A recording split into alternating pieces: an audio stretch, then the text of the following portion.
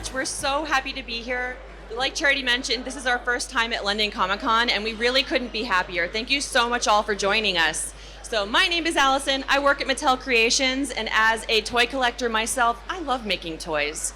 I have the distinct honor and privilege to be here today with Alena Niu, who is the Director of Product Design for the Dolls team at Mattel, which includes Monster High and Polly Pocket.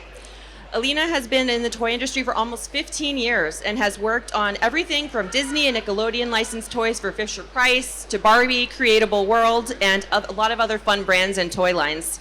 Alena, thank you so much for flying all the way here from Los Angeles. So happy to have you at London Comic Con. Yay! Woo! I am so excited to be here, everyone. Thank you for joining. Here we go. Yeah. So I'm super pumped to talk to you about this today because I am a huge Skullector and Monster High fan myself. I have quite an extensive collection, if I do say so myself. So today we're going to be going behind the scenes of the Monster High design process and then unveil a new Skullector doll. That's right. Stick around to see to be the very first to see this new Skullector doll live and in person. And you'll have a chance to win one of the beautiful prizes from our raffle today. But let's get started. Okay. So first, Alena, can you tell me what is Monster High Skullector and how did it all start? Sure. Monster High Skullector is our collector line here on Monster High, and it includes some of our favorite licensed collaborations, which we'll talk about today. Skullector started actually as a pitch in 2018. Rebecca Shipman actually pitched this as part of the Queen. Queen Becca, Queen Rebecula. She pitched it as part of a larger Mattel adult collector pitch, and that actually became what you know as Mattel Creations today. So exciting. Whenever I see her in the office, I'm just like, Becca, what are you working on? Becca's amazing. We're going to talk about a lot of her stuff today. Good. I'm glad. What else? Can you tell us a little bit about the doll design process and how does it go from sketch to sculpt to production? Yeah, for sure. And I'll also go back and talk about Pennywise that was part of that initial pitch. So first here, this is Becca's original sketch, which oh my God, with her handwriting her original notes. I work with Becca every day, so I'm over fangirling. I'm a fan, okay? So like, she's amazing. Yeah. But here's her sketch. This is some of the process. You can see it goes from sketch to an initial model, and we spec out all of the details. You can see there's a sculpt in the top right side of this of this right here, and then there's also the face deco that Becca specs out. So she puts her vision out on paper, and then our huge team that we work with at Mattel execute. So it's a really big team. Some designers, engineers, hair artists, face artists, soft good artists, all working together. And here you can see this is the very first prototype of Pennywise that was actually built in 2 days because everyone was so excited to pitch it with Becca. And fun fact, that balloon, okay, feedback good? Okay. The balloon, actually Becca made that out of clay for the pitch. And in the middle you can see after we spoke to the licensor and got approval on doing Pennywise for real, that's our internal model, and then on the right is the final product. Well, clearly taking the risk and testing it all out really paid off. Yeah, for sure. I mean, once Pennywise sold out and our Grady twins from The Shining, we knew that we had to do more. So thank all of you for being supportive of Skullector and helping us sell these dolls. Yes, thank you so much. So can we talk a little bit more about the doll design process? For sure. Here's another example. This is the creature from the Black Lagoon, my favorite. Iconic. This is literally my favorite doll. Again, there's the sketch in the beginning on the left and Becca's handwritten notes specking out all of the details that she wants to keep in the doll. In the middle, you can see some of the accessories broken out into how she wants those designed. And then on the right, you see soft goods, the prelim there. So we start with that sketch. We start to spec everything out. And then here you can see some of the sculpting that happens with our sculpting department. So we have an amazing sculptor, Adam DeFelice, who sculpted this face, that boot. You can see the face deco in the middle that Becca wanted on the doll.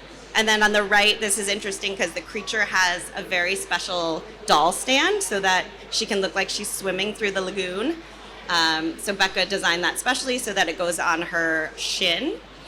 And then on the bottom, fun fact, is our prelim model for the creature uses Greta Gremlin's face. So you can see some of the face details from Greta. And really interesting. That funny, like, clear thing around her head, that's a wig cap. So before we get into production, we use wig caps. So basically rooting the hair onto a little plastic cap. Oh, I didn't know that. Yeah, very So cool. you'll see some of our prototypes, you can see a line right here, so you can tell it's not final. Interesting. Yeah. When it comes, so I know we have a little bit more to talk about with her. Oh, wait, I'm a little trigger happy on the slide. Sorry, everyone. I know there's just so much to go Okay. through. Here's the prelim model, which looks very similar to the final, but you might notice a few details that are different, namely like the color on the accessories goes from green to blue in the prototype, and also the doll stand color is different. So once we work with the licensor, get comments from them, we make tweaks for our final product. So it's really a collaborative process. Definitely collaborative throughout the whole process, both internally with our team and our engineering and all of the artists I mentioned, and with the licensor for all of these collector partnerships. So here is the final doll. Again, you see this now goes from green to like a more lime green. And then the stand has that clear detail on it. And then there's our final Mattel Creations photo on the right. Great. Before we move on, I do want to ask, because I have a long list of dolls I'd like to see, how do we decide what properties we're going to partner with? For sure. Well, we have a long list ourselves of things that we are passionate about and excited about because we are all fans first too. So there are I feel like it's a whole PowerPoint of categories and lists and years from maybe whenever those really, really old monster movies began to today. So we look at that. We look at what's coming up in pop culture, if there's new content coming up, if there's anniversaries, totally. And then we choose what is most appropriate for the year coming up, and then we pitch it to the licensor. So fun. Okay, so as a collector, I'm obsessed with how you bring the character details to life. Can you talk a little bit more about Easter egg details that are hidden in the designs? Huge part of every Monster High doll, you guys all know, is the Easter eggs. So we've got to get those monster details in everything. Here on Creature, you see like the anchor in her ear fin. You've got the little harpoons on her heels. Go into Wednesday here, some of the Easter eggs that she has, if you look really closely in her eye deco, and you'll see her on the other side of that black thing. Are you looking closely here? Oh, yeah, I see. There's a skull in her eye, and I think we made it Skulette. So we love to, when we're working with the licensors, if they have some sort of icon that's a skull, we love to replace it with Skulette just to get some Monster High details in there. Yeah. I think it's a little pixelated, but the belt on Wednesday is actually the necklace that Morticia gives her. That's an M one way, and when you flip it, it's a W for Wednesday. So cute. On her heels, we've got the Yeti and ice crystals from the Raven Dance. And then, of course, her doll stand is the window from Enid and Wednesday's dorm room. Adorable. Love. So what are some of the challenges or advantages when it comes to monsterifying a real person? Well, I'll talk about Elvira. Hey, Elvira. Shout out to Elvira in the front row. You look amazing. I would say some of them are more easy than others, but they're all really cool and fun to work on. Right. Elvira was a little bit like just natural for us because she's already a horror character. Right. Becca is an enormous fan of Elvira. And she is so fun to work with. So we knew exactly what this doll should look like. We just needed to infuse some Monster High elements into her. So we knew the design was basically like a Monster High-ified Elvira. I'd say the challenges with this is because she's so recognizable Right. and has details about her that have been around since the 80s. Like, we wanted to get all of them Oh, of course. perfectly correct. Of course. So Yeah. here, she even gave us her makeup chart. So that is from her.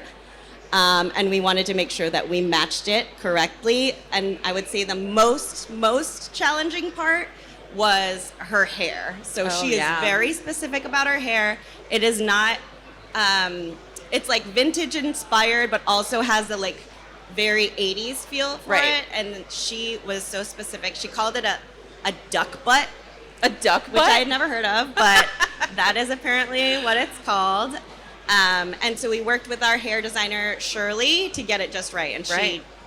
she got it. And then even from an engineering perspective, like making sure that it stays pristine in the package Totally. with shipping and all that other yes, stuff. So many details. Gel to hell. Am I allowed to say that? Gel.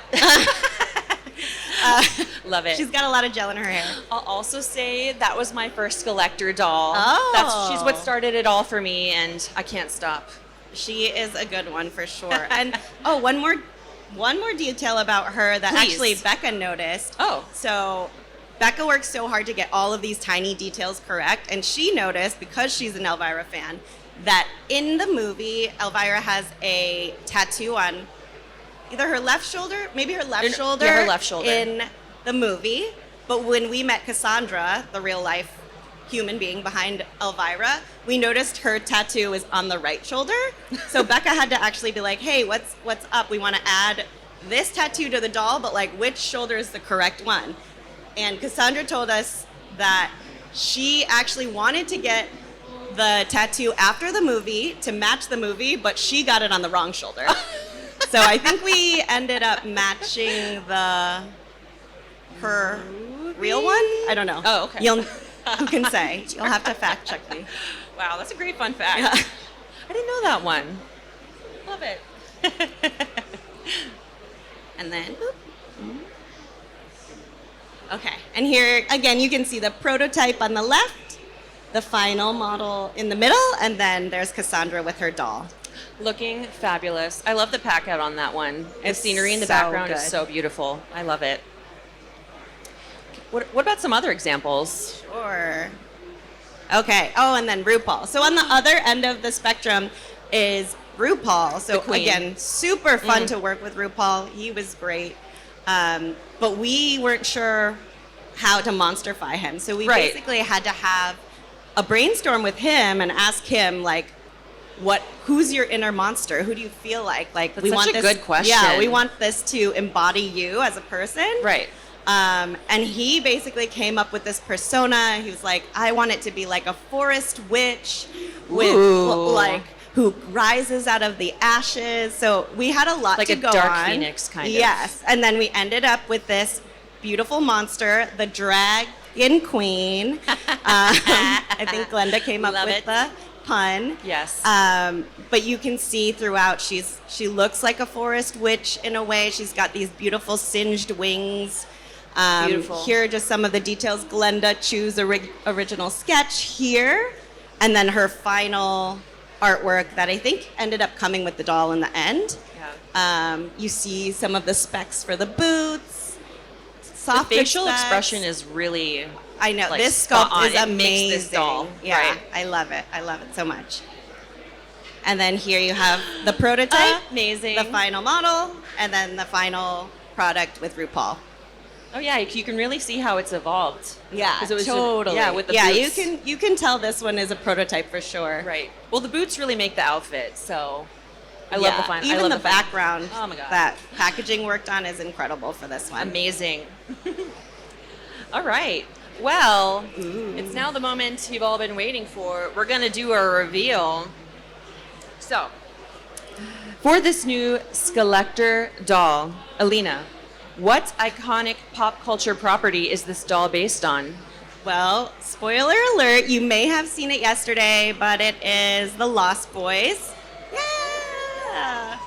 One of my favorite vampire movies of all time. It's one of the best, if not the it's one of the best. It's one of the best vampire movies of all time for sure, and something that Becca has been pitching since early days. So she's had this sketch ready to go, and we were just waiting for the right time. And let me just show you a quick video from Becca herself, Queen Rebecula. I hope the sound works. Let's see. Oh, I hear no audio. Just give us a second. Help me.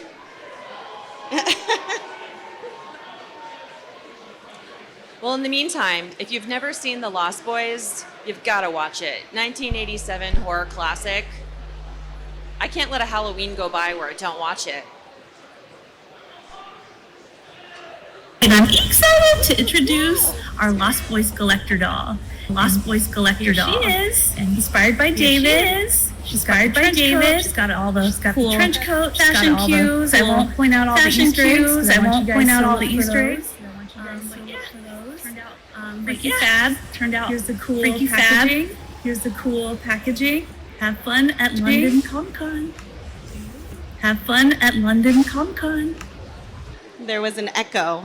Yeah, there was an echo. But there's a video from Becca. She was so excited to reveal this doll, and she wanted to say hello to everyone. So thank you so much for joining. Hello from Becca.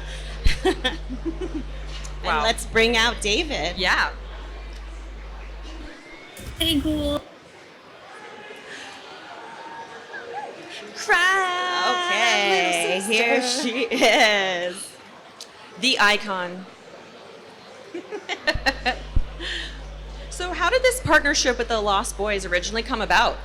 So, again, like I mentioned, this is one of the ones that Becca was so passionate about. Like, obviously, she is a vampire fan, and this is one of her favorite movies. So, she pitched this a while ago. We've had it, like, we always have it on the side as, like, Lost Boys? When? So, Yeah, right. The time is now. We are so excited.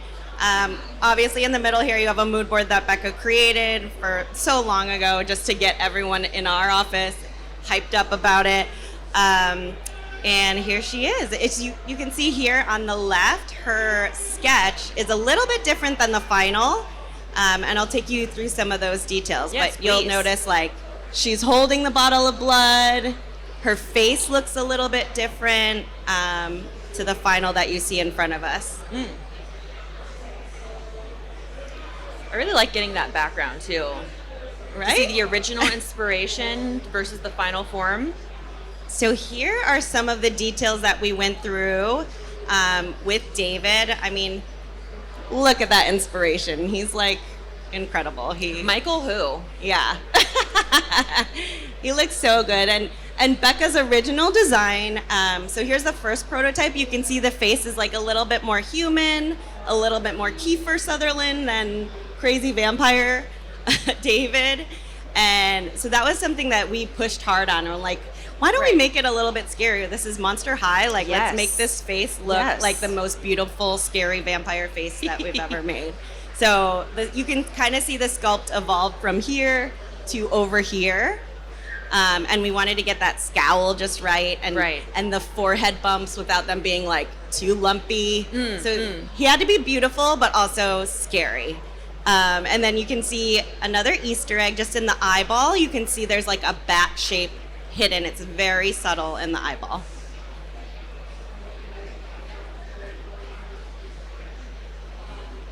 These are some of my favorite details. Yeah, for sure. Oh, and there, like I was mentioning before, you can see that wig cap on this image. So see how it's like kind of Oh, I separated know what to from look the for head. now. Yeah. Yeah. Don't look too hard. Don't call us out for it, because sometimes we have to use those for photography. But yeah, this is our prelim model. You can see now that blood bottle is on the shoe, and of course we needed the saxophone.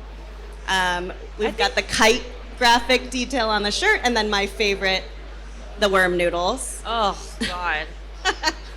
I really like the kite detail. That's kind of a deep cut. I forgot about that one. I know. When I had to like recap with Becca, I was like, Becca, you need to tell me what all of these are from, because I don't want to get it wrong. Like, I'm notorious for like forgetting every detail of every movie. But the kite, when she put that on there, I was like, what is that? And can you talk about doll mullets? That looks like. Have Yes. we ever done a doll mullet before?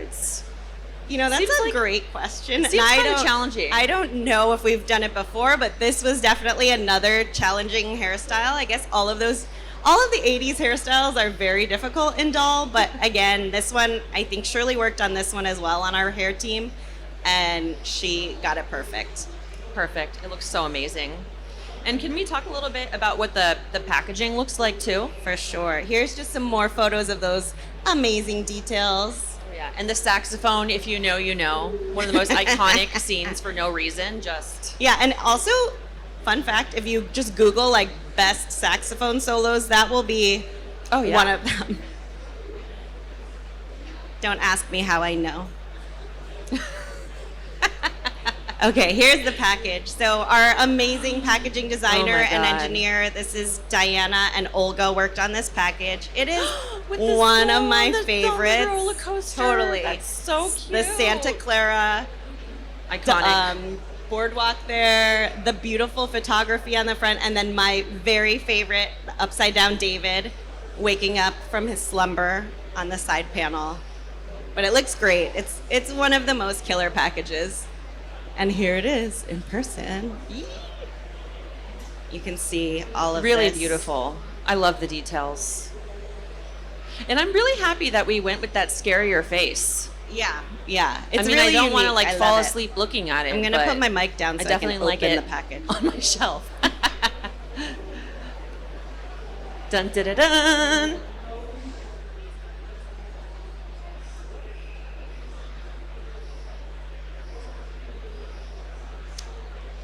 Beautiful. You see the kite detail on the back. Oh, I didn't realize she wasn't in here. Oh. Hope nobody took a photo of that. Well, that's because she's right here. We see her. Yeah. We see her. She looks fabulous. Awesome. Well, I'm so happy you were all able to see it. This Skullector doll is going to be available exclusively at MattelCreations.com. So make sure you check out our recently launched UK site. This doll will be on offer along with so much more. But before we end with the raffle giveaway, I want to give the audience a chance to ask some questions. I mean, you have Alena Niu right here. Okay, you can pick people. I'll pick people? Okay. Or Charity. Charity. Oh, yeah. Okay. We're going to go down here quickly. Here, I'll get you the Yeah. microphone. My question actually relates to the regeneration of Monster High. I've noticed with some of them, original generation Cleo specifically had his set. What made you change it to a jackal? Oh, well, actually, both of the animals exist. Both pets exist in G3. So we do have his set in some of our other items. Yeah. Yeah, the little Anubis dog, I think, is just in that original one. It might be in a few others, but Cleo in this gen has 2 pets. Yeah. Any other questions? Okay, let's go here. So out of the original designs and out of the original cast of Monster High, who do you think has the most best design, or who has your most favorite design that you'd probably dress as in like real life? Oh, this is a cosplay question? I mean, a weren't cosplay question? weren't you Yeah. just talking Oh, about yeah. who you wanted to dress Oh, up absolutely. as? Is it on? Okay, it's on. Okay. Well, I'm a Oh. diehard vampire fan, so I will absolutely be cosplaying Draculaura at San Diego Comic-Con. I just ran out of time and didn't sew anything for this. So all of you all who committed, thank you so much. Thank you so much. And you look incredible. I'm going to do one at the back. Hi. You said you were a fan of vampires, so I was wondering, would you ever consider releasing a Buffy the Vampire Slayer Skullector's doll? You never know. Thank you. Anything's possible. I love collectors. I feel like I can relate. It's been very hard to get pre-production, especially in the UK. We've had a lot of resellers destroying the market. And is there anything that Mattel can do to help us collectors get better access to your dolls? We're doing everything we can to really explore, to expand our UK store and to other countries across the world as well, and definitely in the EU. So we're working on it. We hear you. We agree. We want everyone, all of our fans, to have it. Charity, do you have anything else you'd want to add to that? No, I guess, we have our Mattel Creations site. You can sign up for that for kind of pre-news, and you can be part of our exclusive club, which tells you when things are coming before other people. So I guess there's opportunities there. But yeah, it's something that we understand and work hard to make sure fans can enjoy all of the dolls and the products that we bring. We care a lot, and we want you to have it. This one, Charity. Okay, and then I will come back. I know. You may not be able to answer this, but a lot of the Skullectors are all female dolls, and on the top of my head, the only Mansters in the Skullector line are the duo sets. Have you ever considered doing a solo Manster Skullector doll, or is it always mainly female dolls? I know the female dolls are more sellable, so I guess that might be the answer. Yeah, you pretty much hit it on the head. I mean, we do definitely consider what will be best for either the single or the 2-pack, but I think because that doll form factor is so specific to Monster High for the girl body, we usually go with that. But there are certain occasions for sure where we use the Manster body. So as a kid, Bratz sort of started off my passion for all of this. My mum had a Cindy doll. I was wondering what started it off for you guys. What was the first toy when you were a kid, the first thing that you remember having? Great question. I was just talking to another fan today. My favorite doll when I was little is called PJ Sparkles. She is a Mattel doll. Oh, hey. I was talking to you guys back there. Oh, hey. Look. So PJ Sparkles is my favorite doll. She was like a bigger doll with like a heart rhinestone here that lit up. But I actually was a huge fan of Monster High before I worked on it. When I was living in New York as like a young toy designer, I would go to Toys R Us and get whatever new character was out. So it's been a nightmare come true to work on it. Love. I wanted to ask a question if you guys would ever do like a kawaii, cute male character, because I noticed like for the years of Monster High, we never had any pink boy or something very fairy K or Lolita or Harajuku-esque. So would you guys ever consider doing something more bright, out there, and cutesy? Yeah, I love that. Thank you for your question, Angel. Whoops. I would definitely consider that. I love that idea. And we're always trying to become more diverse and more inclusive and also just offer characters that are different. So I love that idea. Like a kawaii ogre? Yeah. I mean, Like a kawaii oni? you never know. Oh my god. Or a kawaii kitsune? We'll think about it. What, Is it working? what was the first ever Monster High doll? The first ever Monster High doll ever created? I think it was the core line. So it started with Frankie. Who wasn't there? Frankie. It was Draculaura, Laguna, and Claudine, right? Claudine Yeah. were in the core 4. Then with Cleo and Deuce coming shortly after, and then Gulia after that. Hi. So like on a production side thing with like the Skullectors and stuff, some have like the same head mold as like Gen 1. Do you have like do you talk to like the brands and stuff about like using, like when do you do like new head sculpts and stuff? We actually, all of our Skullector heads are new sculpts. So we may use one as inspiration to start with, but we definitely change things up and we work directly with our sculptor who sculpted all of G1 Monster High to do all of the faces on Skullector. But none of them should be the exact sculpts from any character that you know from G1. But they may be like, have elements. Like you may notice like a cheekbone or a jawline that's similar. Hiya. With G3, are you looking to have any unique characters made into dolls, or will they all be based on the G1 characters? Oh, in Skullector, you mean? For the Playline dolls. I think We've had new characters. Yeah. Wasn't Lenore Loomington a brand new Lenore's character? new, but not G3. But got it. we've done. I mean, like I think the most recent one is Cupid that was released in G3. Are you asking if we're going to do more? So the TV show had characters that weren't in G1. Oh. So are you going to bring new characters that weren't in G1 into the doll line? Yeah, we definitely could. Yeah, any characters that are within our G3 world are on the table. Hi, I wanted to ask, how did you get into doll making? Oh, that's a good question. Well, I went to toy design school in New York City at FIT, the Fashion Institute of Technology. They have a toy design course, and that's where I started. I interned at Fisher Price, and that's part of Mattel. So when They were located in the Northeast. Yeah, they were in New York City, and then a job opened up actually on Barbie. So I came over to California to work on Barbie, and then from there worked on Creatable World, Cave Club, and then during that time we were holding space for Monster High. So I was very excited when they assigned me to Monster High, but that's how I got here. Hi, I don't know if you can see me back here, but hi. I wanted to, this is very loud, sorry.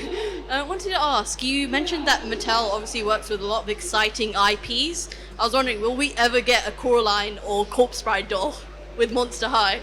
I would say anything. I have to say anything's possible, and you never know. Thank you so much. Okay, I think we've got, sorry, time for 2 more questions. Let's go to the back here, and then let's do one. Is anyone around the back up there? And one over there as well.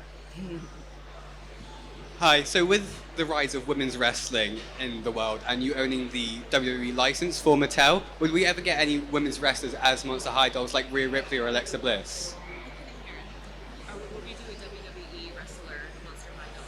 Oh, if it was the right wrestler, if it was the right partnership, we'd definitely consider it. Yeah, it's a fun idea, Yeah. especially as WWE just keeps Like getting an bigger and bigger. ultimate mashup. Yeah. Open to it. We love to collide our Mattel worlds here, and there was someone over here. Here we go. So there were a few other lines that I really liked in G1, like Sweet Screams and these kind of lines, like specialized lines. Were you ever considering about maybe doing re-releases of some of the older lines, maybe? You never know, and anything's possible. But we definitely consider it. Amazing. Thank you so much, everyone, for your questions. Alena will be around afterwards if there's anything else, but thank you. Thank you all so much.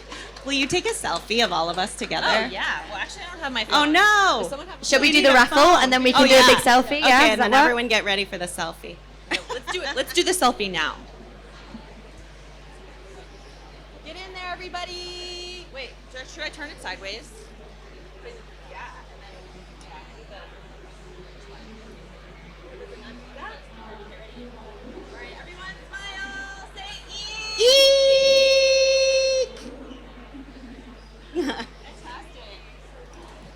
Thank you so much. Guys.